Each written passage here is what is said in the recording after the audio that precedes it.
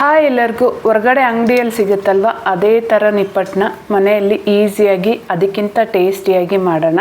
ಈ ನಿಪ್ಪಟ್ಟನ್ನ ಯಾರಿಗಾದ್ರೂ ಕೊಟ್ಟರೆ ಹೊರಗಡೆಯಿಂದ ತಂದಿರೋದೇನೋ ಅಂದ್ಕೊತಾರೆ, ಅಷ್ಟು ಪರ್ಫೆಕ್ಟಾಗಿ ಬಂದಿದೆ ನೋಡಿ. ನೋಡ್ತಾ ಇದ್ರೇ ಗೊತ್ತಾಗ್ಬೋದು ಎಷ್ಟು ಕ್ರಿಸ್ಪಿಯಾಗಿ ಬಂದಿದೆ ಅಂತ. ಮೊದಲಿಗೆ ಹುರಿದಿರೋ ಅಂಥ ಕಡಲೆ ಬೀಜನ ಅರ್ಧ ಕಪ್ ತೊಗೊತಾ ಇದ್ದೀನಿ. ಹಾಗೆ ಅರ್ಧ ಕಪ್ಪಷ್ಟು ಕಡಲೆಪಪ್ಪು ಅಥವಾ ಹುರ್ಗಡ್ಲೆನ ಸಹ ತಗೊಂಡು ಒಂದು ಮಿಕ್ಸರ್ ಜಾರ್ಗೆ ಹಾಕ್ಕೊಂಡು ತರಿಯಾಗಿ ಪೌಡರ್ ಮಾಡ್ಕೋಬೇಕು. ಈಗ ಒಂದು ಮಿಕ್ಸಿಂಗ್ ಬೌಲ್ಗೆ ಕಡಲೆ ಬೀಜ ಹಾಗೆ ಕಡಲೆಪಪ್ಪು ತಗೊಂಡಿದ್ನಲ್ವ ಅದೇ ಕಪ್ಪಲ್ಲಿ 2.5 ಕಪ್ಪಷ್ಟು ಅಕ್ಕಿ ಹಿಟ್ಟನ್ನು ಹಾಕ್ಕೊತಾ ಇದ್ದೀನಿ. ಈ ಅಕ್ಕಿ ಹಿಟ್ಟು ಅಂಗಡಿಯಿಂದ ತಂದಿರೋಂಥ ಪ್ಯಾಕೆಟ್ ಅಕ್ಕಿ ಹಿಟ್ಟೇನೆ.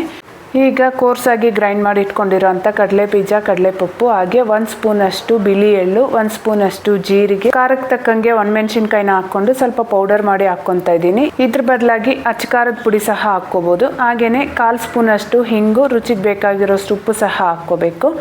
ಈಗ ಇದಕ್ಕೆ ಚೆನ್ನಾಗಿ ಬಿಸಿ ಮಾಡಿರೋ ಅಂಥ 2 ರಿಂದ 3 ಸ್ಪೂನ್ ಎಣ್ಣೆನ ಹಾಕ್ಕೊಂಡು ಎಣ್ಣೆ ಎಲ್ಲ ಹಿಟ್ಟಿಗೆ ಹಿಡಿಯೋ ಥರ ಚೆನ್ನಾಗಿ ಮಿಕ್ಸ್ ಮಾಡ್ಕೋಬೇಕು.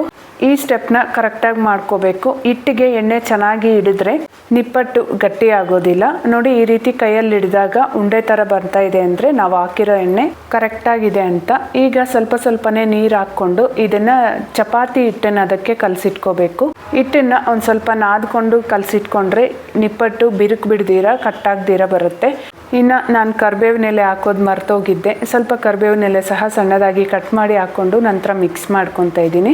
ಇನ್ನು ಈ ಹಿಟ್ಟನ್ನು ನೆನೆಸೋ ಅವಶ್ಯಕತೆ ಇಲ್ಲ. ಬೇಕಾಗಿರೋಷ್ಟು ಹಿಟ್ಟನ್ನು ತಗೊಂಡು ಉಳ್ದಿರೋ ಹಿಟ್ಟು ಒಣಗ್ದಿರ ಒಂದು ಬೌಲು ಅಥವಾ ಬಟ್ಟೆ ಹಾಕಿ ಮುಚ್ಚಿಡಬೇಕು. ಇನ್ನು ನಿಪ್ಪಟ್ಟು ಮಾಡೋದಕ್ಕೆ ನಾನಿಲ್ಲಿ ಪೂರಿ ಪ್ರೆಸರ್ನ ಯೂಸ್ ಮಾಡ್ತಾ ಇದ್ದೀನಿ, ಈಸಿ ಆಗುತ್ತೆ ಅಂತ. ಇಲ್ಲ ಅಂದರೆ ಲಟ್ಟಣಿಗೆ ಸಹಾಯದಿಂದ ಲಟ್ಸ್ಕೊಂಡು ಯಾವುದಾದ್ರೂ ಒಂದು ಕಪ್ ಸಹಾಯದಿಂದ ಬೇಕಾಗಿರೋ ಸೈಜ್ಗೆ ಕಟ್ ಮಾಡ್ಕೋಬೋದು.